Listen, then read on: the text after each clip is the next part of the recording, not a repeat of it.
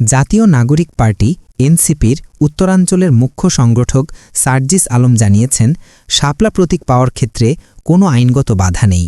প্রতীক আদায়ে যদি রাজপথ কিংবা আদালতে যেতে হয়, এনসিপি সেই পথে যাবে। মঙ্গলবার বিকালে এনসিপির নিবন্ধন পাচ্ছে বলে জানিয়েছে নির্বাচন কমিশন। সে ঘোষণার পর এক ফেসবুক পোস্টে সার্জিস লিখেছেন, নির্বাচন কমিশন বলেছে নিবন্ধন পাওয়ার জন্য সকল শর্ত পূরণ করেছে, তাই এনসিপিকে নিবন্ধন দিতে তাদের কোনো আপত্তি নেই। এইটুকু বলার জন্য ধন্যবাদ।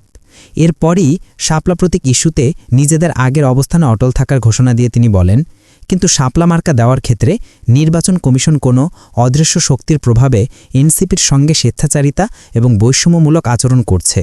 কোনো আইনগত বাধা না থাকা সত্ত্বেও মার্কা নিয়ে এই টালবাহানা ও অভ্যুত্থান পরবর্তী বাংলাদেশে একটি স্বাধীন সাংবিধানিক প্রতিষ্ঠান থেকে কোনোভাবেই কাম্য নয়। সার্জিস যোগ করেন, নির্বাচন কমিশন নির্বাচনের আগেই নিজেদের সক্ষমতা এবং স্বচ্ছতাকে প্রশ্নবিদ্ধ করবে না বলে আমরা এখনও প্রত্যাশা করি।